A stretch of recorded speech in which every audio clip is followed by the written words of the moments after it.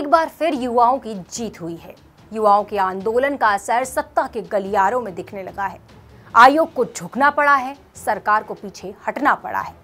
Paper leak के बाद 21 सितंबर को ही यूके की स्नातक स्तरीय परीक्षा रद्द कर दी गई है। इस मामले में सरकार सीबीआई जांच की मंजूरी दे चुकी है। नमस्कार, मैं हूं सपना पांडे और आप देख रहे हैं देवभूमि डायलॉग। उत्तराखंड में कॉम्पिटिटिव एग्जाम में गड़बड़ी होना मानो एक रिवाज सा बन चुका है। एक बार फिर वही हुआ। चलिए आज आपको इस पेपर लीक की पूरी क्रोनोलॉजी समझाते हैं। 21 सितंबर को 1.25 लाख अभ्यर्थी यूके की स्नातक स्तरीय परीक्षा में शामिल होते हैं। अभी परीक्षा शुरू हुए 35 मिनट ही होते हैं कि व्हाट्सएप पर पेपर के 3 पन्ने लीक हो जाते हैं। उन्हें सॉल्व करके भेजा जाता है। परीक्षा खत्म होते होते पूरा पेपर लीक की खबर आग की तरफ फैल जाती है और इस आग में घी डालने का काम करती है उलूल जुलूल बयानबाजी। आयोग के चेयरमैन कहते हैं केवल 3 पन्ने बाहर आए हैं, बाकी सब ठीक है। बीजेपी के अध्यक्ष महेंद्र भट्ट तो एक कदम आगे निकल जाते हैं। वो कहते हैं पेपर के पन्ने बाहर आए हैं लेकिन रिजल्ट अभी भी अंदर ही है। फिर क्या? अगले दिन सड़कों पर नारे लगाते हुए सभी बेरोजगार युवा प्रदर्शन पर बैठ जाते हैं।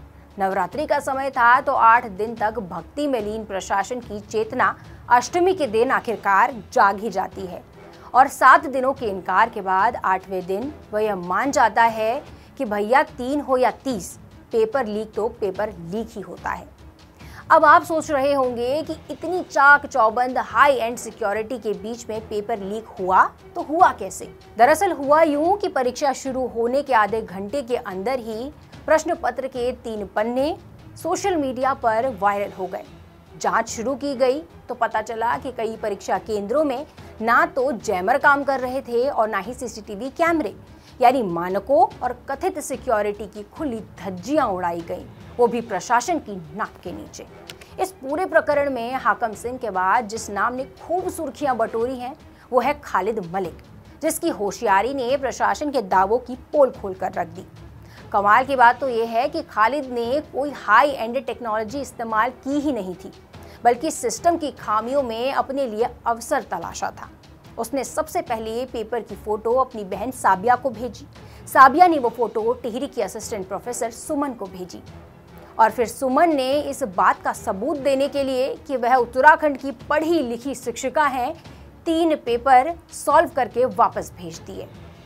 इस प्रकरण ने उन बेरोजगार युवाओं का मन कुछ इस कदर खट्टा किया कि जिस पहाड़ की जवानी के हम कसीदे गढ़ते हैं, वह युवा सैलाब 22 सितंबर को अपने हक और अपने भविष्य की लड़ाई के लिए सड़कों पर उतर आया।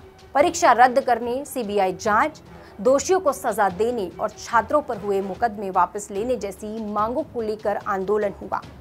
ऐसा जन आंदोलन छिड़ा कि प्रदेश के हर जिले से एक ही स्वर में सिर्फ और सिर्फ न्याय की मांग उठने लगी। उधर सरकार नींद से जागी और 23 सितंबर को एसआईटी का गठन किया गया। जांच शुरू हुई, खालिद मलिक को गिरफ्तार किया गया, कुछ कर्मचारियों को सस्पेंड भी कर दिया गया। लेकिन वो कहते हैं ना कि अब पछताए होत क्या जब चिड़िया चुग गई खेत, क्योंकि ये तेजी और ये सावधानी पहले बरती होती तो शायद पेपर लीक ही नहीं होता। लेकिन इस सच को भी कोई कैसे बदल सकता है कि अंधेर नगरी में हर बार ढाक के 3 पात होते ही हैं। लेकिन युवाओं का आंदोलन जारी रहा।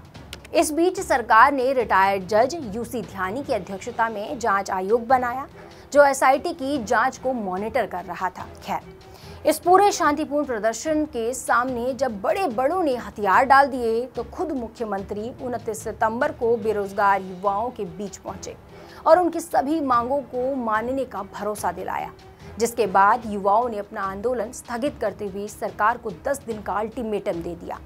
और आज जब तक आप ये वीडियो देख रहे होंगे तब तक सरकार ने 2 मांगे मान भी ली हैं। पहला सीबीआई जांच की संस्तुति और दूसरा परीक्षा रद्द करना। सीएम पुष्कर सिंह धामी ने युवाओं पर दर्ज मुकदमे वापस लेने का भरोसा दिलाया है। उम्मीद है कि यह मांग भी जल्द ही पूरी हो जाएगी। हम युवाओं से, आयोग से, सरकार से और प्रशासन से भी यही उम्मीद करते हैं कि सिर्फ परीक्षा रद्द करना ही मकसद ना हो, बल्कि इस पेपर लीक की रीत को जड़ से खत्म करने की कोशिश होनी चाहिए। तो ये थी पेपर लीक मामले की क्रोनोलॉजी। उम्मीद है आपको ये वीडियो पसंद आया होगा। देखते रहिए देवभूमि डायलॉग।